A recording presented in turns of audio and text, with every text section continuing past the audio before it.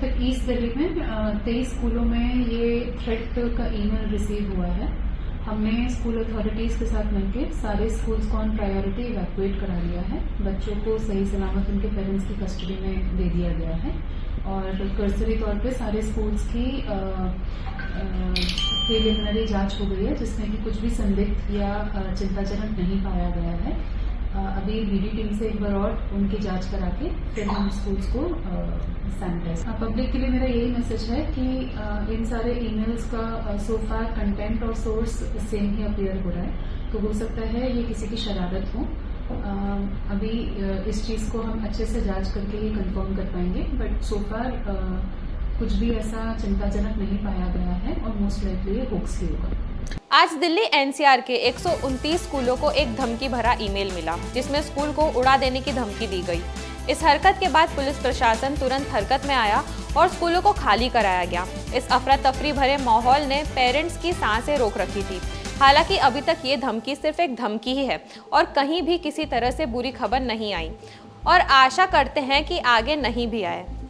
आज के रिपोर्ट में हम बात करेंगे कि क्या किसी की सनक इतनी घिनौनी हो सकती है कि इन मासूम बच्चों और उनके माँ बाप के इमोशंस के साथ खेलें। आखिर ऐसे सनकियों का इलाज पुलिस कब करेगी और कानून ऐसे मामले में क्या कहता है। नमस्कार, मैं यशस्वी जोशी स्वागत करती हूँ आपका यूबीई न्यूज़ में, जहाँ हम न सिर्फ खबरें लाते हैं बल्कि उसका बारीक और सटीक विश्लेषण भी करते हैं।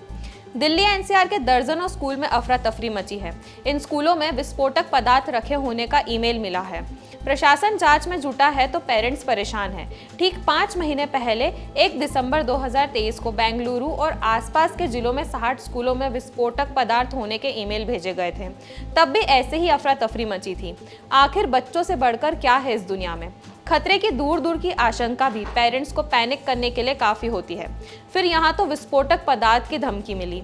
स्कूलों की तरह कभी एयरपोर्ट्स पर तो कभी हवाई जहाज़ में, कभी रेलवे स्टेशन पर तो कभी ट्रेन में, यहाँ तक कि राजभवन में विस्फोटक पदार्थ होने की सूचनाएं दी जाती है।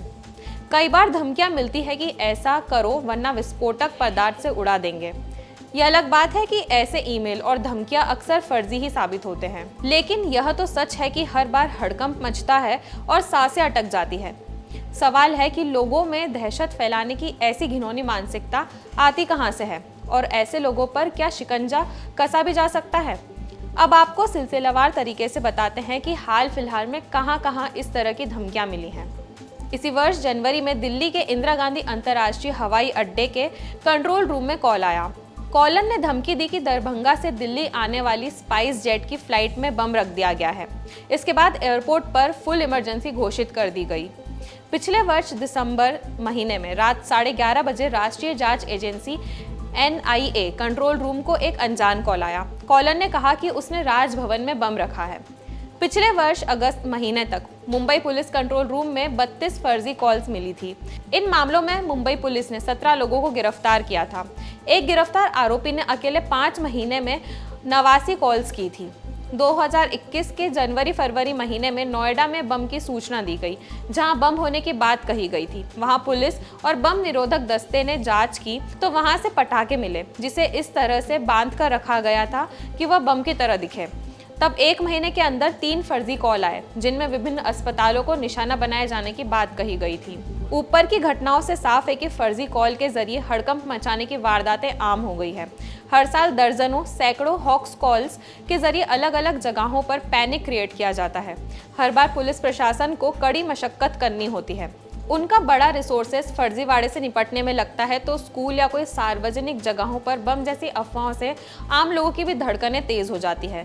प्रशासन सूचना या धमकी मिलने के बाद 2 तरह से इंगेज होता है। एक तो उसे तुरंत संबंधित स्थल पर तलाशी लेनी होती है, भीड़ का मैनेजमेंट करना होता है, तो दूसरी तरफ उसे फर्जी कॉल करने वाले तक पहुंचने के लिए भी लंबी प्रक्रियाओं से गुजरना होता है।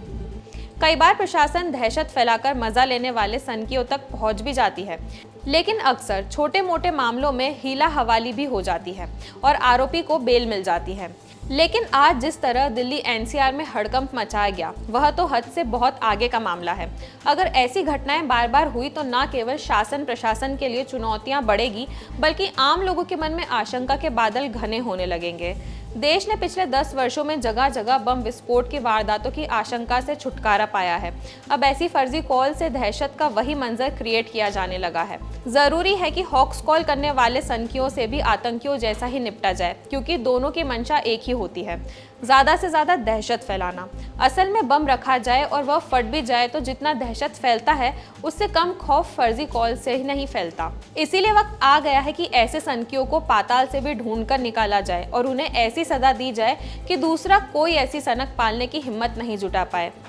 तो यह थी हमारी आज की खास रिपोर्ट, और आपको ये कैसी लगी अपने विचार हमसे ज़रूर साझा करें। वीडियो पसंद आए तो इसे लाइक और शेयर करें, साथ ही चैनल को सब्सक्राइब ज़रूर करें। UBA न्यूज़ आपके लिए लाता रहेगा देश विदेश से जुड़ी ऐसी ही खबरें।